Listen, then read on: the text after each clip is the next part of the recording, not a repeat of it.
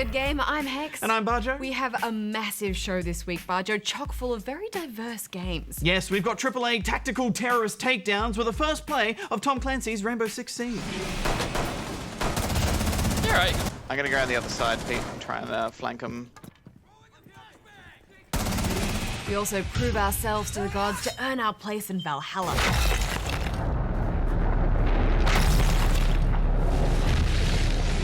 And we catch up with an old friend remastered. That's right. To Arabia. But first, can you name the game for this week? What should we do now? They'll be coming in numbers. I dig. You hide in the barn. I'll cause a distraction. In case you hadn't heard, Rainbow Six Siege has been delayed till December, which is cutting it a little bit fine for us to review it before Good Game takes its summer break. Yes, but never fear, for the beta is here. So we thought we'd jump in and have a first play now, and we sieged like we've never sieged before. Pretty sure clear. I'm on Basement mid looks level. clear. Is that you shooting? Bomb guys, maybe this is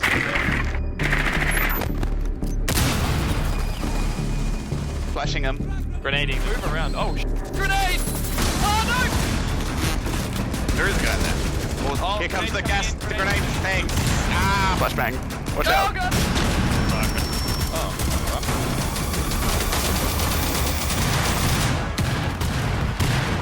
There's no one in there. Rainbow Six Siege is a multiplayer-only tactical shooter from Ubisoft Montreal. And it's the game that replaced the previously announced Rainbow Six Patriots, which the developer decided to cancel because of difficulties and expectations with the changeover from last gen to current gen. Don't move. And Hex, I think that might have been a great decision, because Siege takes this franchise in a direction that's really interesting. Yeah, it's allowed for a highly polished and competitive-focused shooter, and it's different from anything else out there right now.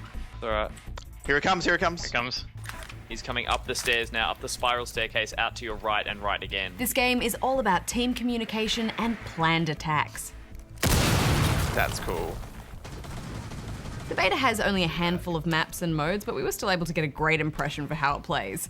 First up, let's look at the co-op mode. Terrorist Hunt is back. It's you and up to 4 others versus the AI as you try to infiltrate a building on lockdown. Your goal is to wipe out every single enemy you can find without losing your entire squad. Behind me. I'll cover you. Oh, I saved your butt. And this mode is at its best when you pump that difficulty up to realistic. I'm dead. Oh, Careful, they shot. How's Pete dead already? This. see that guy? Come upstairs.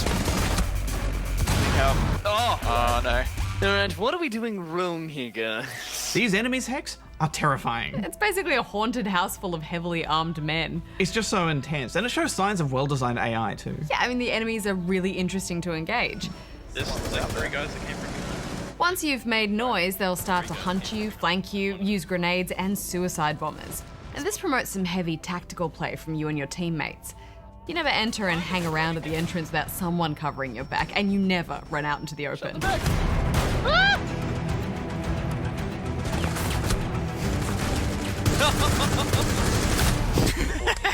There were a few times when enemies wouldn't react to you shooting them, but it is a beta after all. And it doesn't take much to go down, and once you are down, not much to finish you off. This is hardcore mode all the time. Come save me, Pierreth. Come save me.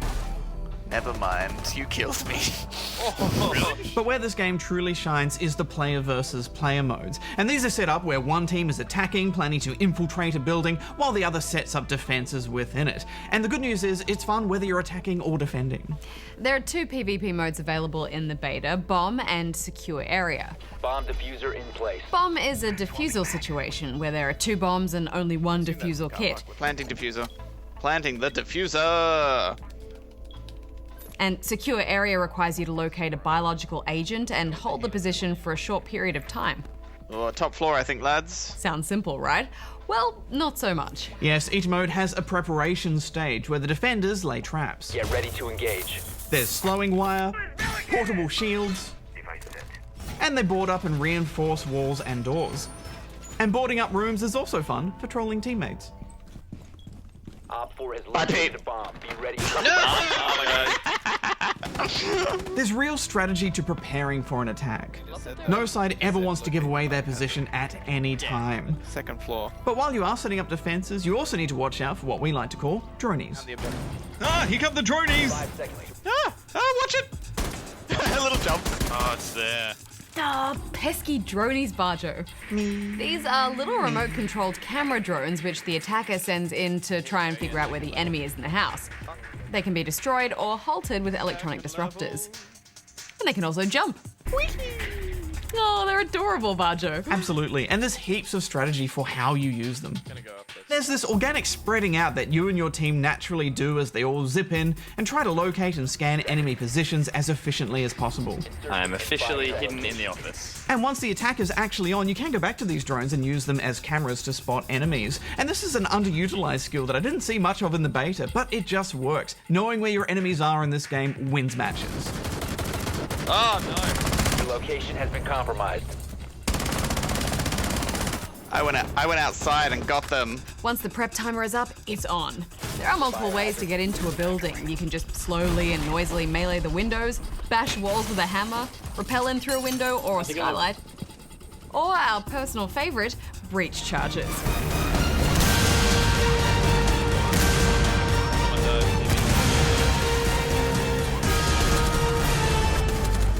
Bajo, I could breach all day. Oh, me too. It's just such a thrilling action movie kind of way to infiltrate a base.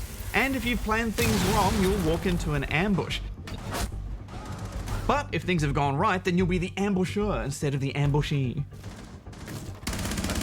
That time to open the door, buddy. It's kind of like a high-stakes game of hide and seek. Waiting in the building, hearing all the footsteps and tiny sounds of your attackers is really frightening. And there are lots of little giveaways too, like broken glass or outside cameras, which of course can be shot out by the attackers. But what I really liked is that when you die, you can still help your team by taking control of cameras and spotting enemies. A bomb has been located by Op 4. So you never get bored waiting for the next round. Yeah, it's such a good feature. And the pace of this combat is really interesting too. It goes from super quiet and tense to suddenly extreme action and panic. Gas grenade. Coming from up top. Then back to quiet again. It's such a roller coaster, Hex. Yeah, and the destruction can really catch you off guard too. Yeah, the number of times I've been taken out from someone blowing the roof above me or punching a tiny hole in a wall and shooting through it. Yeah, I was surprised at just how much of the wall could actually be shot through. But it is balanced too, so you can't just spam fire into a building and win. For a start, you don't have heaps of ammo, and attacks need to be planned and precise to be successful. Yeah, absolutely. Having said all that, if you think an enemy is behind a wall or maybe in your line of sight, you kind of just have to go for it with some controlled spam just in case you hit them. Holy hell! They're shooting from under. You can tell they've worked hard on how long it takes to set a charge or scan for enemies too. It's all very considered design on that front. And I also quite liked that bullets leave faint white trails, which doesn't seem very realistic, but you just need those to see where the bullets are coming from. There are classes known as operators, and you slowly unlock them, and there's a huge variety, from heavy shield guys who often seem indestructible without flanking them, I'll get him up here. No, I won't. to more tech-based options, such as my favorite, Twitch, He's my drone. who has a little drone with its very own taser. There's one more. I loved leading a charge with this drone and shouting out to my teammates where everybody is, and also using its taser to harass any enemies I can find. He's still alive. Got him! Ah, it's just so much fun. There is a bit of weapon customization too, although it's hidden in a menu that's kind of hard to find. I mean, this is such a different style of strategy game to anything that I've played before, Bajo. I mean, the best comparison I could make is maybe Payday, but this is just a whole new level of fear and stress. Yeah, totally. And there's just so much to learn too. Even 15 hours in, we were coming up with new strategies. I killed the guy with the diffuser. Yeah, for shooter fans, this really fills that situational SWAT team fantasy. You're playing a role, you're a part of a team, and you've got to be efficient and good at it. Oh, there's like two in You're there. busting into a building, shield guy at the front, while others try and pick shots around them, working out decoy plans and adjusting strategy on the fly. It's thrilling stuff.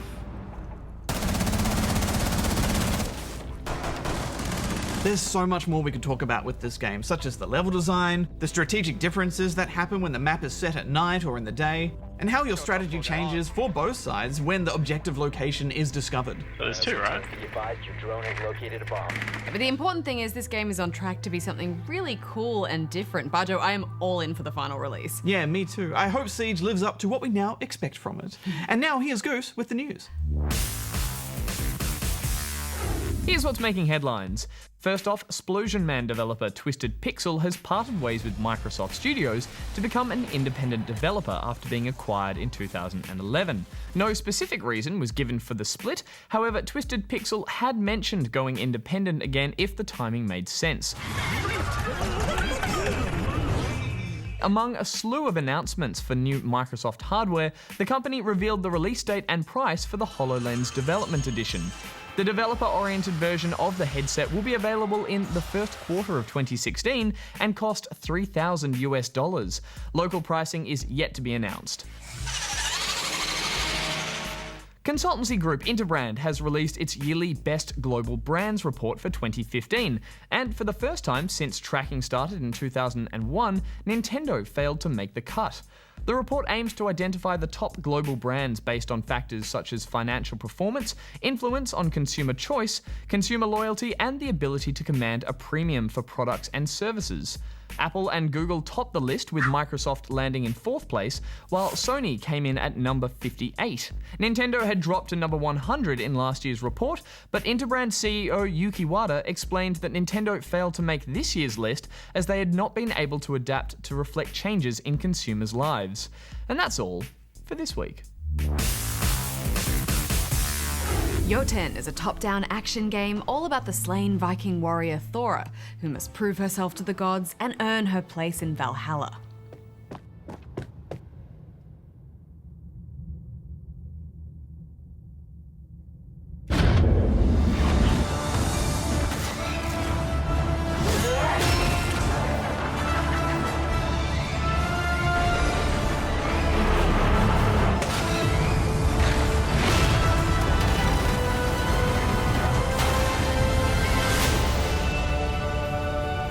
Hex, let's get the obvious out of the way first. This is a beautiful looking game. I could look at those hand-drawn animations and graphics all day. Yeah, those bosses are especially impressive to watch. Which is good, since the major focus of this game are the bosses, or Jotun, which are sort of elemental giants. Once Thora has slain each of these, her place in Valhalla is all but assured. But before she does that, Thora is stuck in what's known as the Void, which is a sort of purgatory. Also known as Ginnungagap. Ég mun endurheimta heiður minn. Ég mun ávinna mér hylli goðanna. So, from Gurgum, you can access 5 different realms in any order you like. Each realm is split up into 2 levels and a Jotun. But before we can fight the Jotun, you'll need to find the runes in each level. There's almost no combat outside of the boss fight. In one level, you'll come across a few hordes of angry dwarves, and in another, you'll have these big rock-hurling guys to deal with.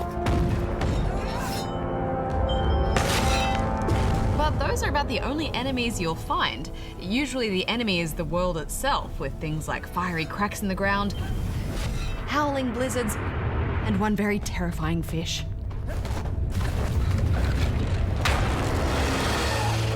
Yeah, when you're not fighting a boss, it's all about exploration. So it's a good thing the game is easy on the eyes. They also have farting plants. And every level has its own unique theme, so they all feel very different.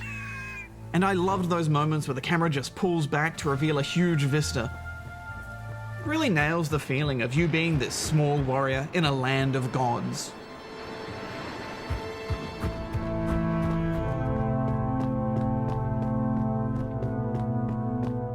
Now, Bajo, I am a huge fan of Norse mythology, so I love how each level explores some different piece of lore. And it's great that they have real Icelandic voice actors too. I could listen to that accent all day. Something about those rolled R's, magic. Hold hans var að jörðinni, blóð hans var að vatni, hár hans var að grasi og trjám. Yeah, they're great, aren't they? I would have liked it if Thora moved a bit faster though, with so much to explore. I just wanted her to get about a bit quicker. What about her heavy attack? It's just so slow. I think it's the slowest attack I've ever seen in a game ever. Come on. Come on! Just swing the axe!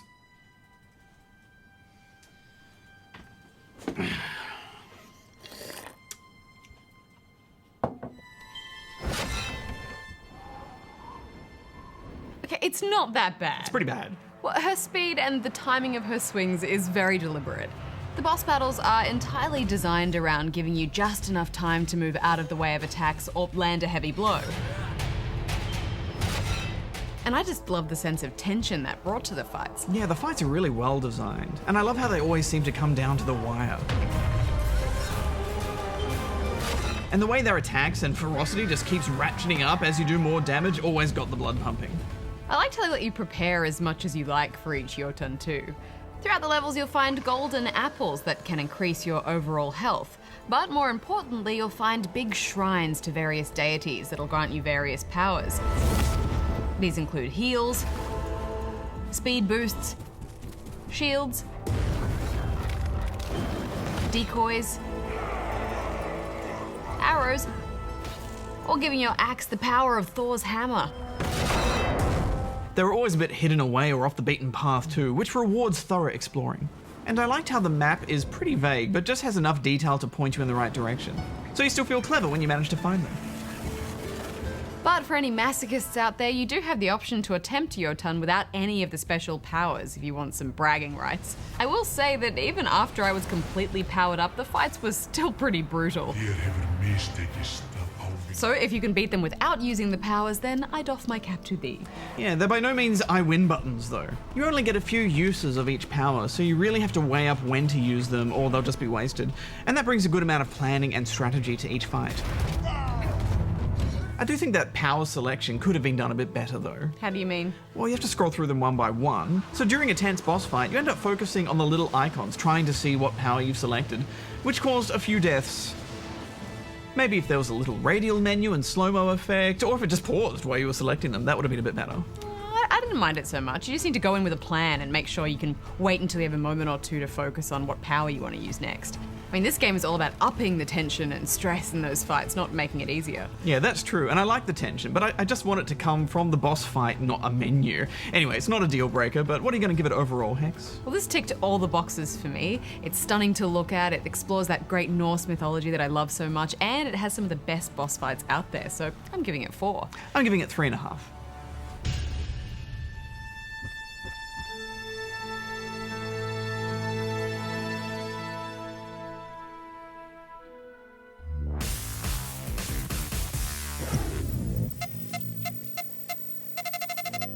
We're gonna go back 20 years to the first job in the games industry. So just out of college, I'm from Cincinnati, Ohio. I moved to Chicago, which is the nearest big city. You know, I'm fluttering around, and all the time I'm playing Mech Warrior and Mech Warrior 2, which was an Activision giant robot fighting game. Me and some other friends of mine who are super big Mech Warrior nerds, we make this product website, matchmaking service, where you could go and be ranked against other players. So the lead programmer, Dan Cagle, who worked on Mech Warrior, found out about this. And he calls me up and he says, "This thing's really neat. Would you like to come to Activision and, you know, talk to us about it and interview to maybe work here?" And I'm like, boom, I'm on a plane and I'm meeting marketing guys and development guys and the Howard Marks, the head of the studios, and just all these people. And I'm so nervous that I'm chewing on a pen. And I broke this tooth right there. I broke that tooth in that interview, and they had to take me to the dentist across the street to patch up that tooth. That tooth's not real. Shutdown sequence initiated. Shutting down. I came back, finished my interviews, flew back to Chicago, thought that was it. I'm done. You know, that's it. I'll never work in the games industry ever. Enemy mech destroyed. And they called me up and they still gave me the job. You have fought well. Report to training command for posting. Oh, and congratulations, Mech Warrior. Continuing the current trend of remastering games for newer generations of hardware, and I suppose gamers as well, comes Uncharted: The Nathan Drake Collection. It's Drake, only shinier. I'll jump to the good part, just for you.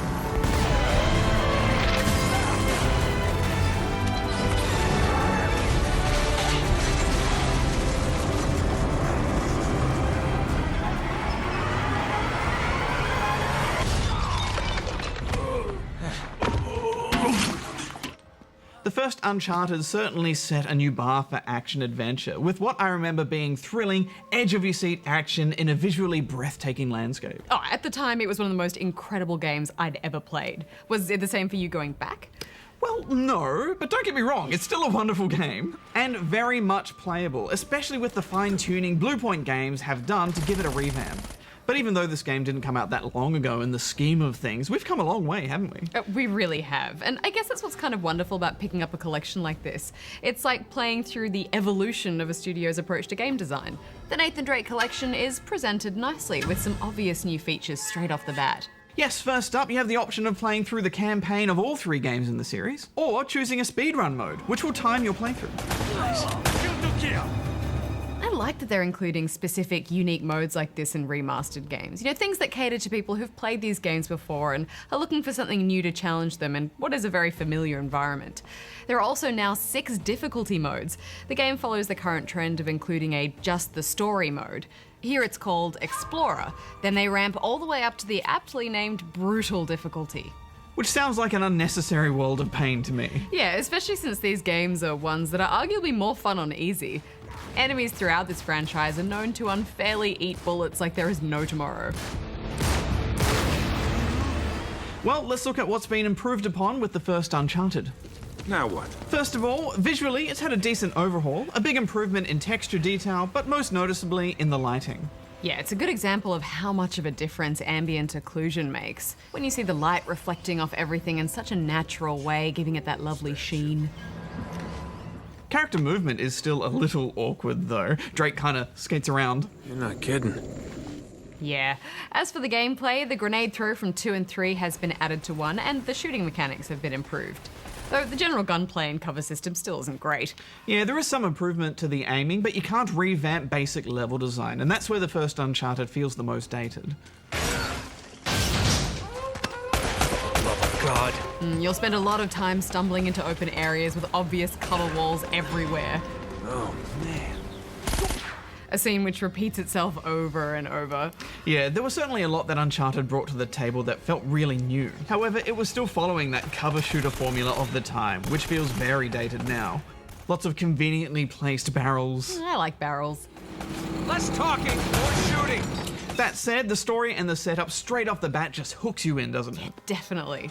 Nolan North is in fine form from the very start. Drake is instantly likable, but you're also immediately invested in all of these characters and the excitement of the treasure hunt. I'm telling you, Sully.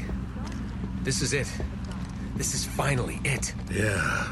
Ultimately, it was that magic that won this franchise so many fans. I mean, there are so many charming moments in this game.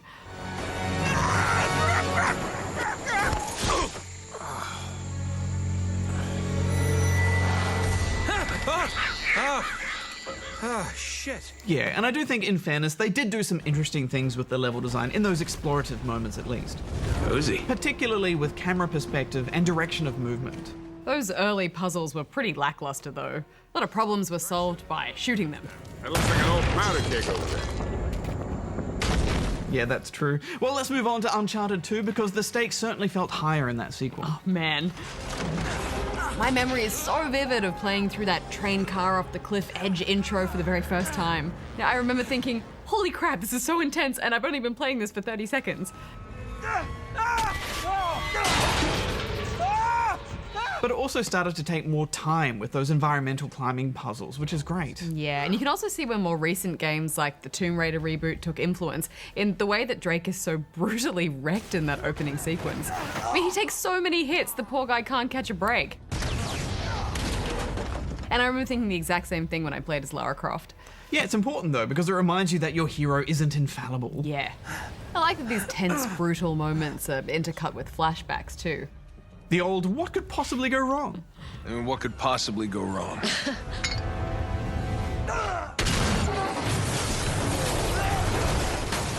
Some beautiful locations as well, and the visual boost in this remastered version makes those locations all the sweeter. Nice parking job. And I noticed they stepped up the puzzles as well. It was never anything too taxing, but they definitely felt more inventive to me than what we saw in 1. All right, we're in. Well, what I liked about 2 is that it introduced a lot more stealth. And this is because so much of Drake's time is spent ruthlessly gunning down bad guys. It's hard to marry that with his hero persona. So in 2, you do more stealth takedowns and use tranquilizers, that sort of thing. Oh, that's brilliant. Guns? What are you thinking? Relax, Gandhi. They're tranquilizer guns, totally non-lethal. The hand-to-hand combat improves a bit too, although it's still a little clunky, so it's not something you'd use unless you really needed to. Well, the melee combat was greatly improved in Uncharted 3, so let's move on to that. Oh, what a game. Now let's see it.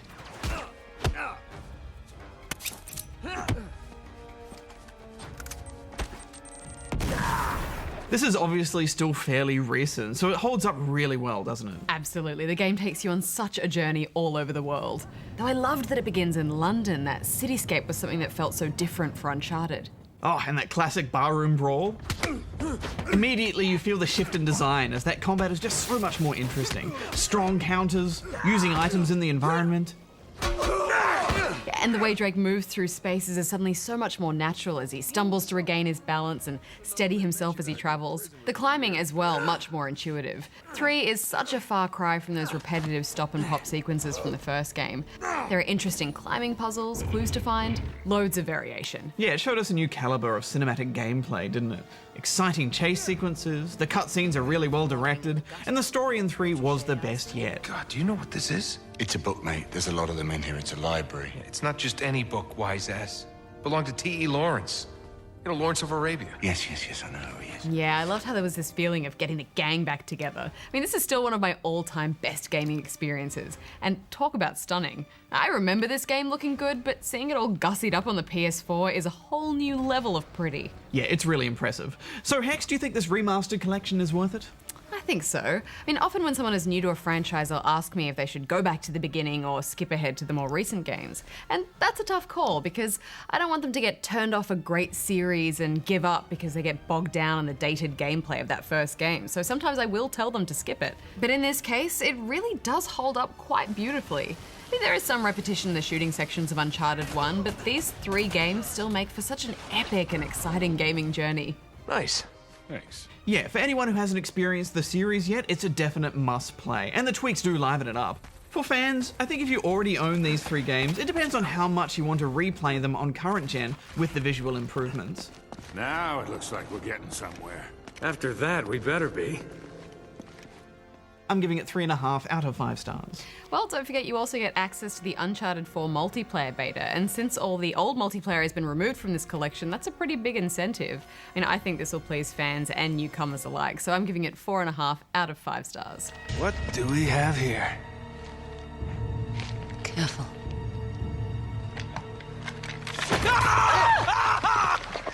Christ almighty. Just kidding. Nate, you're gonna give me a goddamn heart attack.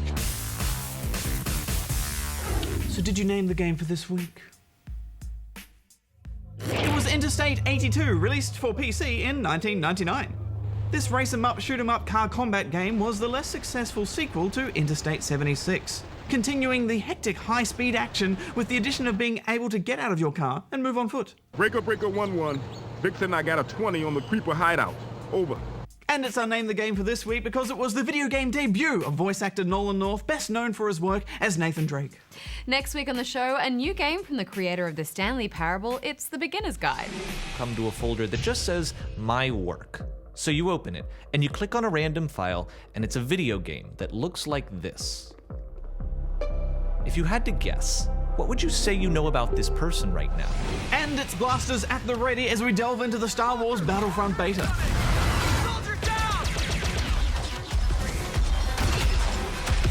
So until next week, Bajo out. Hex out. I'm very excited for Battlefront, but if it's not good, I'm gonna cry. Just warning you. It's DICE. It'll be good. There's gonna be tears. I'll probably start crying and then not stop. I'll get very dehydrated. I could drink my own tears while I cry. Just like a weird image. It better be good, is what I'm saying.